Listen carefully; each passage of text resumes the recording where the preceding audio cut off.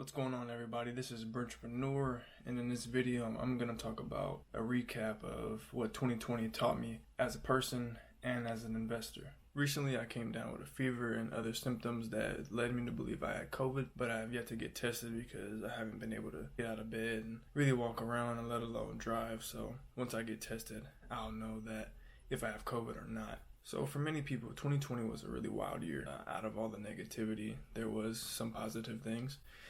You can see in my video history, there's a lot of positive things that I posted, and I really kept away from the negative things that happened to me as an investor and, of course, as a person. So firstly, I want to talk about the top 3 things that I learned as an investor.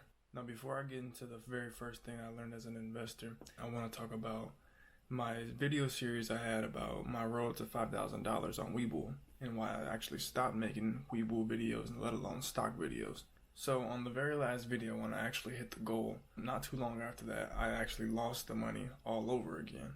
Let me tell you guys the story behind the entire trading history I had. So how I acquired the money was I had a built up savings account of $5,000. Then I had got my IRS refund check, and that was about $8,000.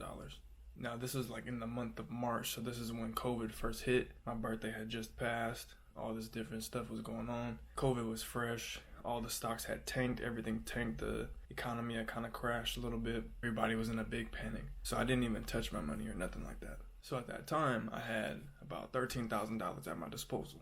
So the very first thing I did was paid off some of my credit card debt, like any logical person would do. So about after that, I had about $10,000 left. So the thing I did with that was I put 5 into Robinhood and I put the other 5 into Ally Savings. So at the time, my goal was that I wanted to replace my day job with a day trading. Now, if you're a stock trader, you should know that Robinhood is not the place to go and day trade. In fact, Robinhood, as far as the charts go, is a horrible broker. Webull, on the other hand, you can read the charts, you can add multiple indicators, do all these different things, and it's the perfect safe haven for any day trader or any trader that uses the charts heavily in their trading strategies. So we're going to take a look at this screen recording. We're going to look at all my trades on Robinhood for 2020. So it started in March, as you can see, March 11th. I started with GameStop, AMRX. GameStop, sold it. So all these are positive. It was a good start. But I think all of these were actually free stocks from referrals. So we're going to scroll up a little bit. We see a lot of positives. Let's move on to April. Higher car market buy, -420. Then we had a bunch of sales, sell. A few moments later. You can see right here in June 2020, that was my one of my final sales, and I had lost $1,500. So after that, I transferred that to Webull. And if you're wondering what I did with Webull, well, you can watch the video series if you feel like it's 5 parts. Very last part, I had got back up to $5,000. So let's take a look at Webull and see what happened. AQST, here we go again. My biggest loss on here was AQST at $1,800. Then I had another loss with ZSAN for $1,600. And that's not including the small losses, but those small losses were easily made back. So I lost well over $3,000. So after losing that $3,000, really I lost more than that. I was down to $1,700. So I went and I took that $1,700, sent it to Abra, and with that on there, I bought Bitcoin. And that's when I started making my Bitcoin interest videos. So now what I did with the other $5,000, I bought more Bitcoin. So around this time, I think maybe in August, Bitcoin was maybe around $10,000 at the time. So as we all know at the making of this video, today is New Year's, by the way, so Happy New Year. Bitcoin is almost at $30,000. Now let's take a step all the way back to March.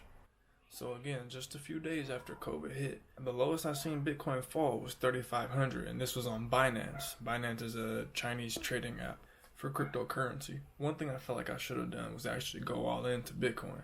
But my thought process at the time was Bitcoin is dead and stocks are going to be it. The only stocks that are going to survive are the companies that are selling the products that most people are going for, i.e. water, the toilet paper, all that stuff that people were going for at the time. And I wasn't the only one who thought Bitcoin was dead either. A lot of other traders that I know, better traders than I am, also felt the same way about not only Bitcoin but the whole cryptocurrency market. But we were all wrong. We were all wrong. Because cryptocurrency has never been this popular, has never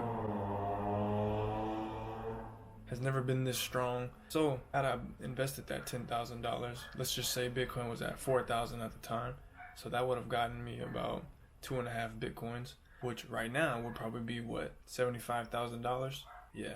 So, I mean, I'm not heartbroken over that, but it is definitely a lesson to be learned and a lesson to be applied into my future investments. So there's two things that I learned. Obviously, it was patience. On Robinhood, my biggest thing was that I was so adamant about just making money. When you're so adamant about making money, it's good to want to make money. Obviously, you're not going to go into stock trading and think, oh, I want to lose all my money. No, you'd be a retard if that was the case. See, the problem is that I wasn't riding stocks out and I wasn't investing enough time into researching these stocks.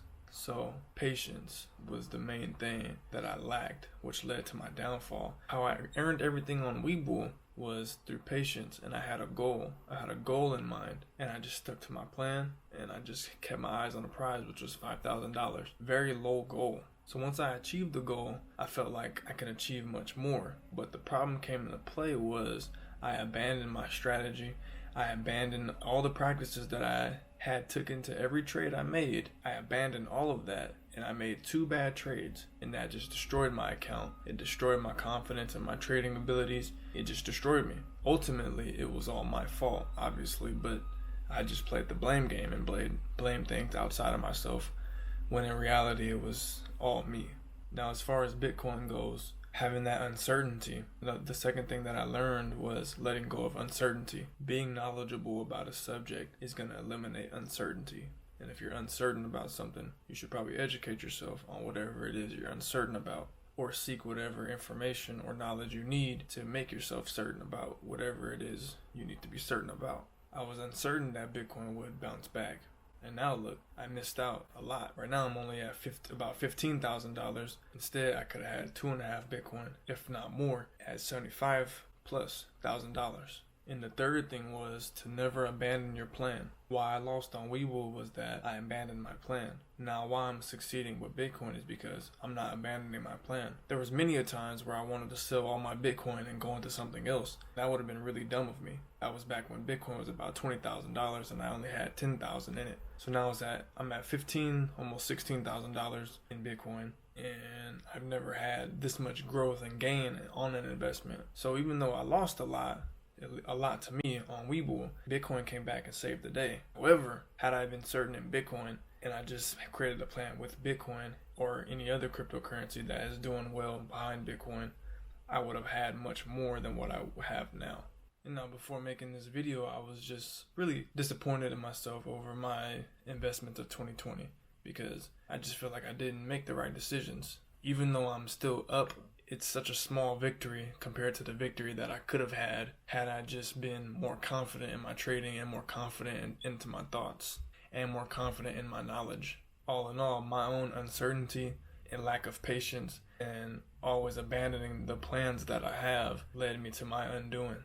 After I learned all that, I learned it the hard way, so that's why now I'm telling you guys on YouTube here that you don't want to repeat the same mistakes that someone else who probably has more experience than you or somebody who has the same amount of experience as you.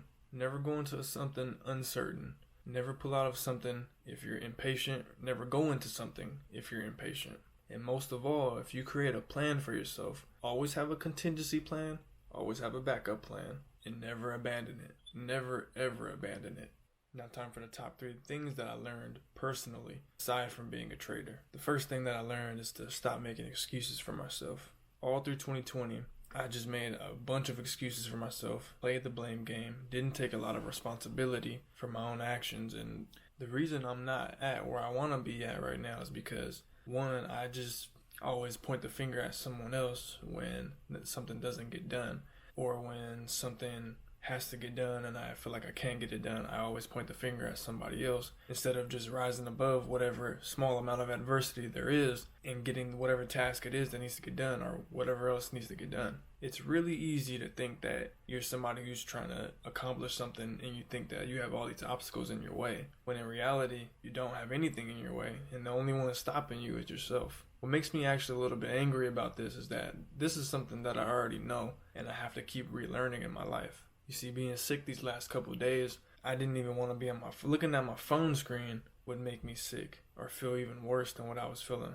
I just had a lot of time to think to myself, I'm just laying in bed. It's probably 2 in the morning. And I'm just thinking about all these different things. And I'm realizing that I have no obstacles in front of me. The only obstacles were the ones that I put in front of myself. By knowing that, at first I did feel really angry at myself. I had to realize that being angry about something like that isn't going to get me anywhere either. Instead, I thought maybe I should firstly tell my viewers on YouTube the things that I thought of and the things that I learned this year, and that I should change these things about myself.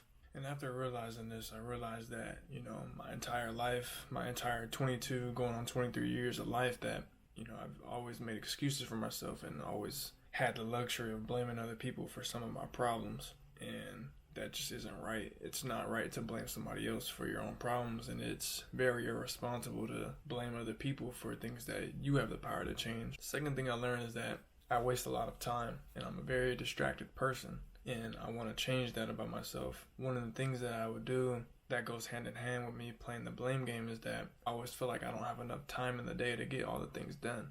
Again, I was laying down and I'm sick, and I'm just thinking about how much time things actually take, and it really doesn't take a whole lot of time to get all the things I like to get done in the day. Yeah, I would just be on my phone, looking at videos, social media, all that different stuff, and I would get back to whatever task I wanted to do, and I would blame somebody else in the house for whatever it is that couldn't get done because I had to go take care of something else. And that is really a good recipe for failure. Blaming other people for your problems and mistakes, and wasting time.